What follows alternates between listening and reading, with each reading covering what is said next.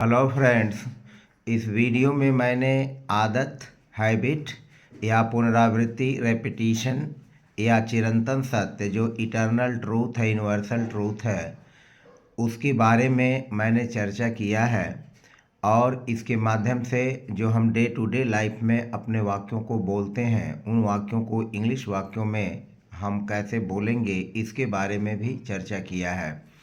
ये ऐसे वाक्य हैं जो सदा होते रहते हैं, एक तरह से यह आदत की है, हैबिट में शुमार रहता है, आदत में शुमार रहता है। तो इस तरह के जो वाक्य हैं ये प्रेजेंट इंडेफिनिट में प्रयुक्त किए गए हैं। जैसे मैं सदा खेलता हूँ या मैं सदा खेला करता हूँ, मैं पढ़ा करता हूँ, मैं दौड़ा करता हूँ, वह टहला करता है, सूरज उगा करता है या सूरज सुबह में निकलता है, मैं मछली भात पसंद करता हूँ, वह 10 बजे कार्यालय जाया करता है, वह शराब नहीं पिया करता है, लड़के धूम्रपान किया करते हैं या लड़के धूम्रपान नहीं किया करते हैं, छात्र सवेरे उठा करते हैं या छात्र सवेरे 6 बजे उठा करते हैं। तो इस तरह के हैबिचुअल एक्शंस को या यूँ कहें कि जो इटर्नल ट्रूथ है, जो सार्वकालिक सत्य है, जैसे आकाश नीला होता है या आकाश नीला हुआ करता है, चंद्रमा रात में निकलता है, तो इस तरह की जो यूनिवर्सल से ट्रूथ हैं, जो सार्वकालिक सत्य हैं, यह भी एक तरह से आदत में ही आते हैं। तो इस तरह के वाक्यों को हम इंग्लिश में ट्रांसलेट कैसे करेंगे, इसके बारे में इस चर्चा किया गया है। जैसे आप देखें एग्जाम्पल, जो पहला वाक्य है, मैं सदा बिछावन पर पढ़ता हूँ, तो जो सब्जेक्ट मैं है उसके बिछावन पर यानी बिस्तर पर पढ़ने की आदत है। तो ऐसे वाक्यों में सबसे पहले हम सब्जेक्ट लिख लेंगे और सब्जेक्ट के बाद फुल वर्ब का यूज़ करेंगे और फुल वर्ब के बाद जो अन्य चीज़ें रहेंगी उनको हम वाक्य में रख लेंगे। तो पहला वाक्य, मैं सदा बिछावन पर पढ़ता हूँ, तो यहाँ सब्जेक्ट है मैं यानी आई और पढ़ता हूँ रीड। और चूंकि यह सदा है, इसमें एडवर्ब आया हुआ है सदा यानी ऑलवेज। तो मेन वर्ब जो हमारा रीड है, इस मेन वर्ब रीड के पहले एडवर्ब ऑलवेज का यूज करेंगे, क्योंकि इसमें कोई हेल्पिंग वर्ब नहीं है, इज एम आर का यूज इसमें नहीं किया गया है। तो चूंकि रीड मेन वर्ब है, तो एडवर्ब की जो पोजीशन होती है ऐसे वाक्यों में, वह मेन वर्ब के पहले ही होती है। जो रीड है मेन वर्ब यानी यह फुल वर्ब है, तो इस रीड यानी फुल वर्ब मेन वर्ब के पहले हम एडवर्ब ऑलवेज का यूज कर लेंगे। तो इसको हम बोलेंगे I always read in bed. In the bed नहीं लिखेंगे, यहाँ पर बेड के पहले द का भी यूज नहीं होगा, केवल सीधे लिखेंगे in bed, in the bed नहीं लिखेंगे। तो I always read in bed, मैं सदा बिछावन पर पढ़ता हूँ। तो सदा बिछावन पर पढ़ने की यह हैबिट है, एक तरह से आदत है, या उस काम को बार बार किया जा रहा है, रेपिटिशन है। अब दूसरा वाक्य है, जैसे तुम मछली भात पसंद करते हो, तो इसको हम लिखेंगे तुम मछली भात पसंद करते हो, तो सब्जेक्ट है यू और उसके बाद पसंद करते हो like. You like rice and fish, मछली भात, तो पहले भात को लिखेंगे राइस और उसके बाद मछली को लिखेंगे फिश। तो you like rice and fish, तुम मछली भात पसंद करते हो, you like rice and fish. तीसरा वाक्य है, वे सुबह में दांत साफ करते हैं, या यूँ भी कह सकते हैं कि वे सुबह में दांत साफ किया करते हैं, वे सुबह में दांत साफ किया करते हैं। तो यह एक हैबिट है। तो they do their teeth in the morning, they do their teeth in the morning, तो यह हो गया वे सुबह में दांत साफ करते हैं या वे सुबह में दांत साफ किया करते हैं। तो they do their teeth in the morning. वह शराब नहीं पिया करता है, या यूँ कह सकते हैं कि वह शराब नहीं पीता है। तो हमारा सब्जेक्ट है ही और फिर हो जाएगा डज नॉट, चूँकि वाक्य नेगेटिव है, तो he does not like drink. Drink means शराब पीना। He does not like drink, वह शराब नहीं पिया करता है, या यूँ भी कह सकते हैं कि वह शराब नहीं पीता है। He does not like drink यानी उसको शराब पीने की आदत नहीं है। फिर पांचवा वाक्य देखें, लड़के धूम्रपान नहीं किया करते हैं, तो लड़के धूम्रपान नहीं किया करते हैं, तो सब्जेक्ट हमारा हुआ लड़के, तो इसको लिखेंगे द बॉयज़ और डोंट स्मोक, लड़के धूम्रपान नहीं किया करते हैं या लड़के धूम्रपान नहीं करते हैं। तो दो बाईस डोंट स्मोक। मेरा मित्र मेरे यहाँ रोज आया करता है। तो मेरा मित्र माई फ्रेंड कम्स आता है या आया करता है। तो my friend comes to me, मेरे यहाँ एवरी डे, रोज।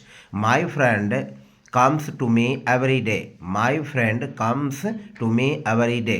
तो माई फ्रेंड यह हमारा सब्जेक्ट हुआ, और फिर कम्स आता है यानी आया करता है, यह फुल वर्ब हुआ, और फिर टू मी एवरी डे। फिर इसी तरह से सातवां वाक्य है, छात्र सवेरे उठा करते हैं। तो छात्र सवेरे उठा करते हैं, तो छात्रों के सवेरे उठने की यह भी एक हैबिट है, रेपिटिशन है। तो students get up early, students get up early. तो यह हो गया छात्र सवेरे उठा करते हैं। सब्जेक्ट हमारा है स्टूडेंट्स और फुल वर्ब है गेट। तो स्टूडेंट्स गेट अप अर्ली। आठवां है, हम 6 बजे उठा करते हैं। तो यहाँ पर टाइमिंग जो है 6 बजे उठने की है। यह भी जो हैबिचुअल एक्शन है, तो इस हैबिचुअल एक्शन में we get up at 6 of clock, we get up at 6 of clock. We subject हुआ और गेट जो है यहाँ पर फुल वर्ब है। चूंकि गेट प्लूरल वर्ब है तो गेट में एस नहीं जोड़ेंगे, यह हो जाएगा we get up at 6 of clock. Next sentence है, वह 10 बजे कार्यालय जाया करता है। तो उसके कार्यालय जाने की जो हैबिट है, जो आदत है, वह 10 बजे है। तो he goes to office at 10 of clock, he goes to office at 10 of clock. He subject है और चूंकि ही सिंगुलर है तो इसके साथ गोज हो जाएगा, गो में ईएस जोड़ करके इस वर्ब को भी सिंगुलर बना देंगे। तो सब्जेक्ट सिंगुलर तो वर्ब भी सिंगुलर होगा, जैसा कि रूल है। तो he goes to office at 10 of clock. फिर आगे देखें, सूरज पूरब में उगा करता है, यानी सूरज पूरब में उगा करता है या सूरज पूरब में उगता है। तो सूरज के पूरब में उगने की यह आदत है, तो इसका भी अनुवाद जो होगा प्रेजेंट इंडेफिनिट टेंस में होगा और ये हैबिट में है। तो दी सन, चूंकि सूरज के पहले द लगता है तो यहाँ पर द डेफिनिट आर्टिकल का यूज कर लेंगे। तो यह जगह the sun rises in the east, और दिशाओं के नाम के पहले भी द लगता है तो यहाँ द का भी यहाँ यूज कर लेंगे। The sun rises in the east, सूरज पूरब में उगा करता है। वह सदा कुर्सी पर बैठा करती है। तो सब्जेक्ट है वह, यह लिखेंगे शी, और उसके बाद एडवर्ब तुरंत लिख लेंगे ऑलवेज, सदा या सर्वदा या हमेशा। वह हमेशा कुर्सी पर बैठा करती है तब भी ऑलवेज लिखेंगे, वह सदा कुर्सी पर बैठा करती है तब भी सदा के लिए ऑलवेज लिखेंगे, और हमेशा लिखेंगे तब भी ऑलवेज, और सर्वदा लिखेंगे तब भी ऑलवेज का यूज करेंगे। तो she always sits on, sits चूंकि शी सब्जेक्ट जो है वह सिंगुलर है तो यहाँ पर हम सिट्स का यूज कर लेंगे। तो she always sits on the chair, in the chair नहीं लिखेंगे, इसको ध्यान में रखेंगे। इन द चेयर हम लिखेंगे ही नहीं, ऑन द चेयर लिखेंगे, यहाँ पर इन द चेयर का यूज नहीं होगा। तो she always sits on the chair, वह सदा कुर्सी पर बैठा करती है। तुम सदा बहाना किया करते हो।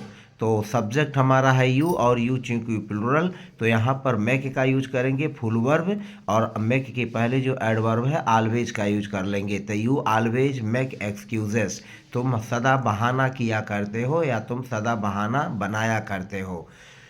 मैं सुबह में टहला नहीं करता हूँ। तो सुबह में टहलने की आदत जो है वह नहीं है। I don't walk in the morning, I हमारा सब्जेक्ट हो गया, और डोंट प्रेजेंट इंडेफिनिट में है तो आई के साथ डोंट का यूज होगा और वॉक हो जाएगा फुल वर्ब। तो आई don't walk in the morning, मैं सुबह में टहला नहीं करता हूँ। वह सदा हिंदी नहीं बोला करता है, या यूँ कह सकते हैं कि वह सदा हिंदी नहीं बोलता है। तो उसके सदा हिंदी न बोलने की एक आदत है। तो he does not always speak Hindi. अब यहाँ पर देखें, जो ऑलवेज यूज होगा हमारा जो मेन वर्ब स्पीक है उसके पहले ही यूज होगा, और वाक्य अगर निगेटिव है तो सबसे पहले डू नॉट या डज नॉट का यूज कर लेंगे। तो चूंकि ही सिंगुलर सब्जेक्ट है तो यहाँ पर लिखेंगे he does not, he does not always speak Hindi, वह हमेशा हिंदी नहीं बोलता है। और जैसा कि आप जानते हैं कि जो भी सब्जेक्ट्स होते हैं, विषय होते हैं, पाठ्यक्रम के पढ़ाई जाने वाली जो विषय होती है, तो उन विषयों के नाम के पहले भी द का यूज नहीं हुआ होता है, तो हम द हिंदू नहीं लिखेंगे। तो he does not always speak Hindi.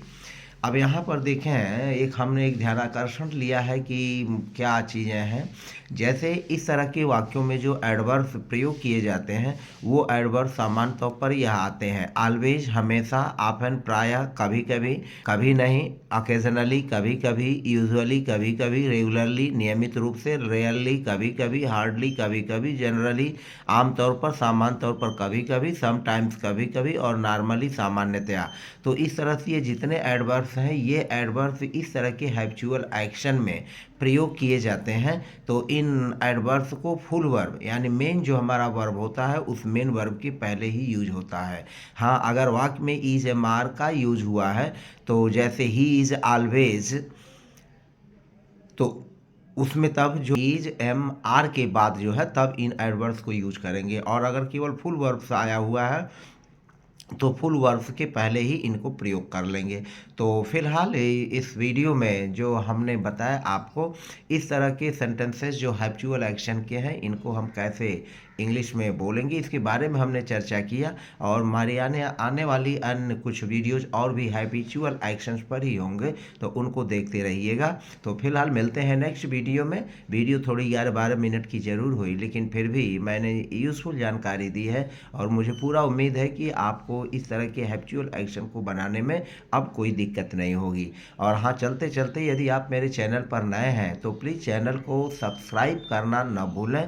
आपको सब्सक्राइबर की पता कीमत है, तो इसको ध्यान में रखते हुए सब्सक्राइब करने में समय भी नहीं लगता है, तो सब्सक्राइब कर लेंगे तो आपको मेरे वीडियोज़ के नोटिफिकेशंस भी जो है आपको समय समय पर मिलते रहेंगे, और आप जो है उससे, मेरे वीडियो से आप लाभ उठाते रहेंगे। तो फिलहाल मिलते हैं नेक्स्ट वीडियो में, तब तक बाय बाय।